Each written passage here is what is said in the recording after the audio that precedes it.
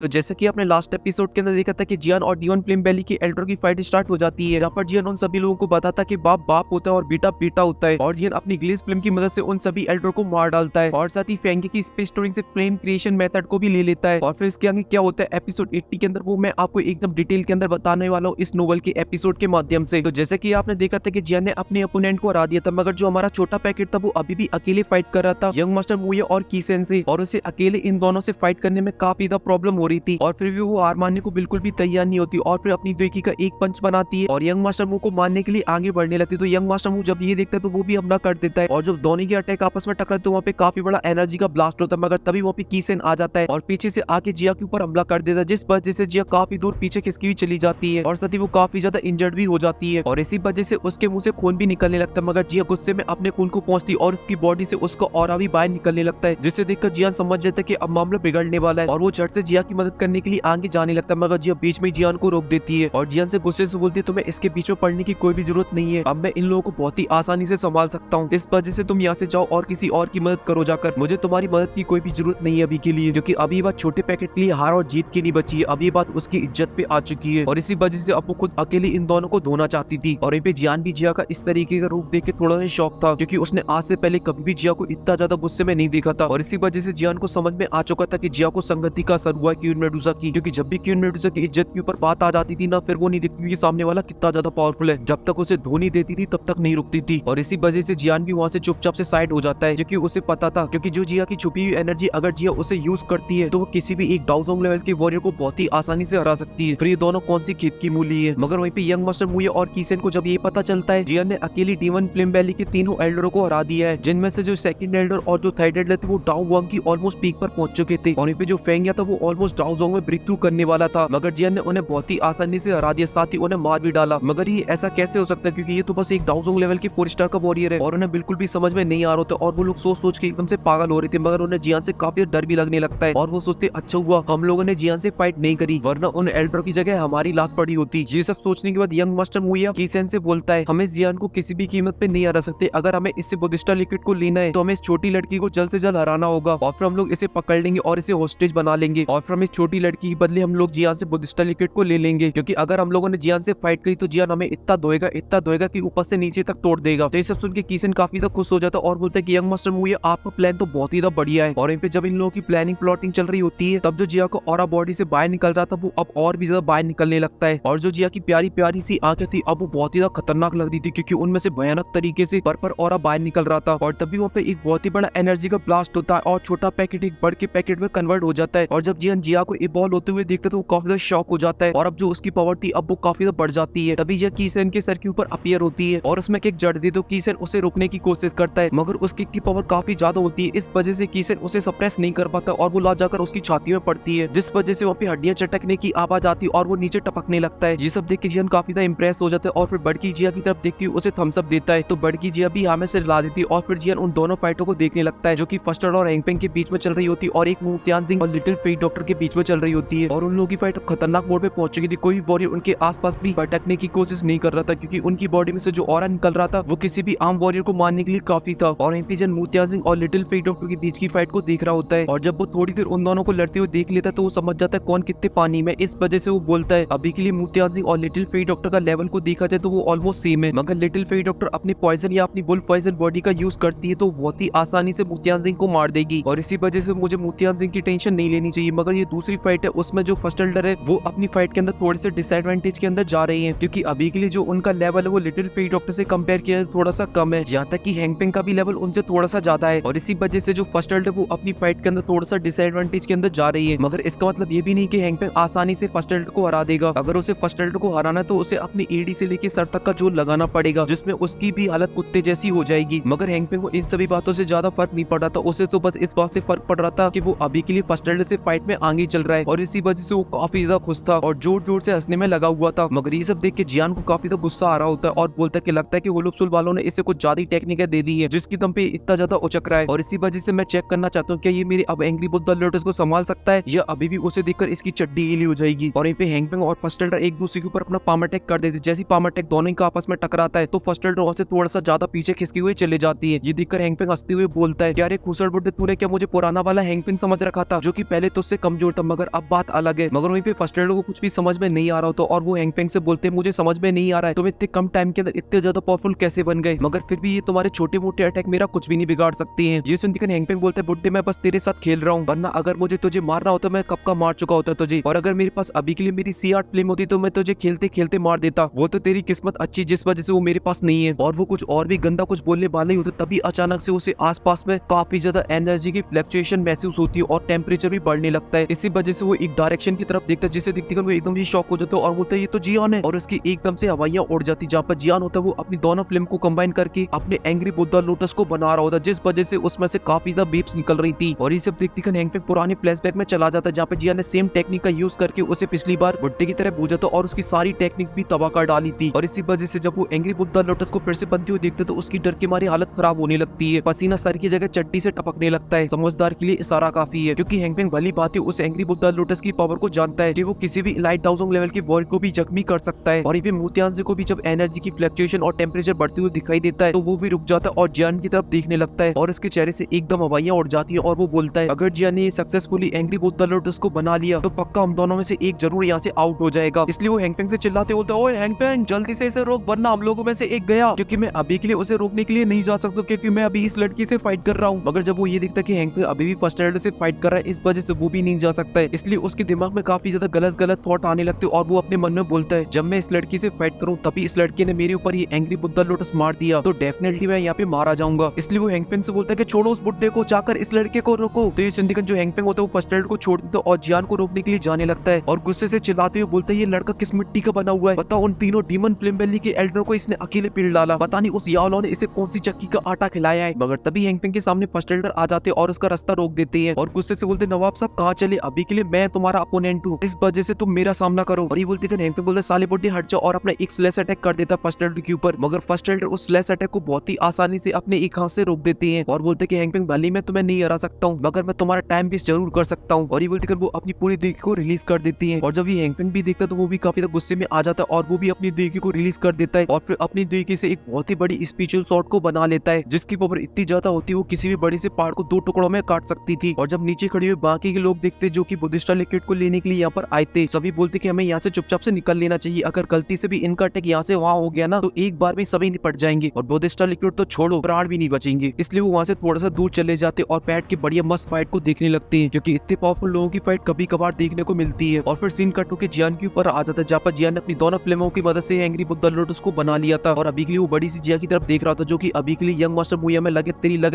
तेरी बजाने में लगी थी। और इसी वजह से यंग मास्टर मुया काफी पीछे खिसकी हुई चले जाते तभी जिया अपनी दुकी का एक पंच बनाती है और जाकर यंग मास्टर मुया की छाती में जड़ देती है जिस वजह से वहाँ पे काफी बड़ा ब्लास्ट होता है और यंग मास्टर मुया सीधा जाकर पहाड़ के अंदर घुस जाती है। मगर वहीं पे जिया की बॉडी के अंदर भी 3-5 होने लगती है और उसकी सांसें फूलने लगती हैं और फिर तभी उसकी बॉडी में एक ब्लास्ट होता है और फिर से छुटकी जिया बन जाती है। मगर अभी के लिए उस पावर का यूज करने की वजह से जिया की हालत काफी खराब हो जाती है और वो बहुत ही बुरी तरीके से एग्जॉस्ट हो चुकी थी। मगर जब वो जियान के हाथ में एंग्री बुद्धा लोटस को देखते वो काफी शॉक हो जाती है और बोलती असली पिक्चर तो यहाँ चल रही है। और ये जियान भी जिया को एकदम टकाटक देखता तो उसे भी काफी अच्छा लगता है और बोलते कि चलो अच्छा है कि मेरा छोटा पैकेट सही है। तभी जिया भगती हुई जाती और जियान के पास जाके खड़ी हो जाती और जब जियान उसे एग्जॉस्ट देखता है तो वो अपनी स्पेस टंग से कुछ मेडिकल पिल को बाहर निकालता है और जिया को दे देता है। तो जिया भी एक बार में सारी पिलों को खा जाती है। ये देख के जियान भी काफी खुश हो जाता है और उसके सर को सहलाने लगता है और उसके एक हाथ में होता है एंग्री बुद्धा लोटस। मगर वो फिर भी एक बड़ी सी स्माइल के साथ छोटे पैकेट से बोलता है कि छोटे पैकेट तुमने आज बहुत ही बढ़िया काम किया, मजा आ गया देखकर। तो की जिया भी एक बड़ी सी स्माइल कर देती है और फिर जिन एकदम से सीरियस हो जाता है और बोलता है कि बॉयज काम डाउन और तुम दोनों नमूने तुम मुझे ये बताओ कि तुम दोनों में से मेरे एंग्री बुद्धा लोटस का कौन मजा चखना चाहेगा। और जब वो दोनों ये वर्ड सुनते थे एकदम से उनके डर के मारे पतलून गीली हो जाती है क्योंकि वो दोनों भली भांति जानते कि एंग्री बुद्धा लोटस की पावर कितनी ज्यादा खतरनाक है। अगर ये किसी के ऊपर भी गलती से छोड़ दिया जाए और उसके ऊपर जब फूटेगा तो उसकी हालत काफी खराब हो जाएगी और फिर सामने खड़ा हुआ वॉरियर उन्हें बहुत ही आसानी से मार सकता है। और ये सभी सोच के मोतिया सिंह काफी डर जाते हैं और फिर लिटिल फेट डॉक्टर से बोलता है मैडम जी प्लीज एक सेकंड रुक जाइए ना। और फिर वहां से जियान के सामने आ जाता है और बोलता है कि मास्टर जी प्लीज एक सेकंड रुक जाइए, मेरी दिल की भावनाओं को सुन लीजिए। मगर तभी जन उसे बीच में ही रोक देता और बोलता है कि तू मुझे ये बता कि तू इस फाइट को छोड़ना चाह रहा है कि नहीं छोड़ना चाह रहा है, अगर नहीं छोड़ना चाह रहा है तो बता मुझे, उसका भी मैं इलाज कर देता हूँ। तो इनकी मोतिया सिंह की तो डर के मारे और भी ज्यादा हालत खराब हो जाती और वो यहाँ देखने लगता है कहीं तो उसे D1 फ्लेम वैली के एल्डर दिख जाए। मगर वहाँ पर उसे कोई भी दिखाई नहीं देता और वो अपने मन में सोचता है यार ये तो ठीक है कि महान टर्की जियान ने उन लोगों को हराया मगर इन्होंने तो उनका नामो निशानी मिटा डाला, गलत आदमी है ये तो। और ये सब सोचते कि वो एकदम से ग्रीट करते जियान से बोलते कि महान जियान मैंने पहले जी गेट के लीडर के बारे में जितना सुना था आप तो उससे भी 1000 गुना ज्यादा टैलेंटेड निकले और ये बात भी मैं भली भांति जानता हूँ कि ये सामने खड़ी हुई लड़की वो भी मुझे हरा सकती है, मगर जब से मैंने आपकी खतरनाक खतरनाक दाव स्किल्स देखी है तब से मेरी डर के मारे सस्सू बंद नहीं हो रही है। प्लीज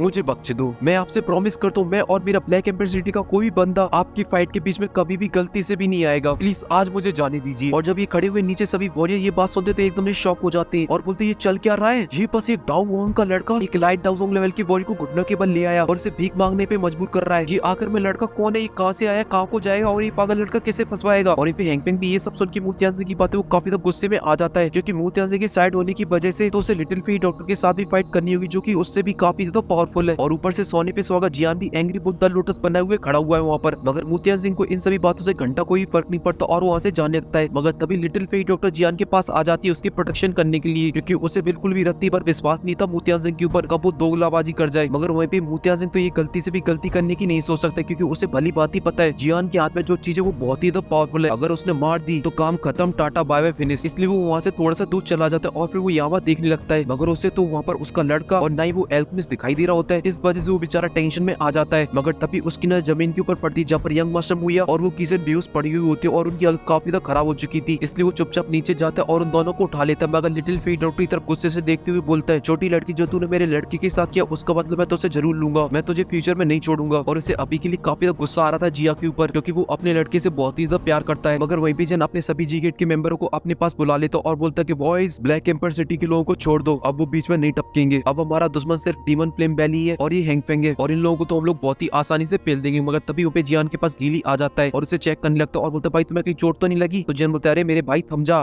मैं ठीक हूँ। और फिर गीली हंसते हुए जियान से बोलता है कि भाई तुम सच में काफी ज्यादा कमाल के हो, तुमने तो बिना कुछ करे मूतियांसे को पीछे कर दिया इस फाइट में। तो इनकी जियान बोलता है ये मेरी निंजा टेक्निक है, क्योंकि मुझे पता था ये मूतियांसे एक नंबर का डरपुक्का है और इसे ऐसा लग रहा था कि एंग्री बुद्धा लोटस मैं उसमें मारूंगा जिस वजह से वो काफी ज्यादा इंजर्ड हो जाएगा और फिर लिटिल फी डॉक्टर से मार डालेगी। तो इस वो दोनों भाई हंसने लगता है। गीली बोलता है कि भाई तुम्हें वो मिल गया जो तुम्हें चाहिए था। तो जियान हमेशा ला देता है और इसी के साथ ये फर्स्ट पार्ट यहीं पे खत्म हो जाता है। मगर ये एपिसोड अभी खत्म नहीं हुआ है, क्योंकि इसके आगे आने वाला है बहुत ही मजा, जहाँ पर जियान अपना एंग्री बुद्धा लोटस अपने सर के ऊपर रख लेगा और फिर उसके साथ खेलेगा। और हाँ, आप लोग मुझे ये तो बिल्कुल बता ही नहीं रहे कि मुझे जियान की बच्चों के ऊपर वीडियो बनानी चाहिए कि नहीं बनानी चाहिए, क्योंकि बात सिर्फ और सिर्फ बैटल थ्रू द हेवन तक नहीं है, इसके बाहर भी जाएगी। इस वजह से कमेंट के अंदर बताओ कि आपको बैटल थ्रू द हेवन की बाहर की भी दुनिया देखनी है जो कि बच्चों के माध्यम से आपको पता चलेगी। मगर फिलहाल के लिए इस वीडियो में सिर्फ इतना ही। मैं मिलता हूँ आपसे नेक्स्ट वीडियो में, तब तक के लिए आप सभी को बहुत सारा प्यार।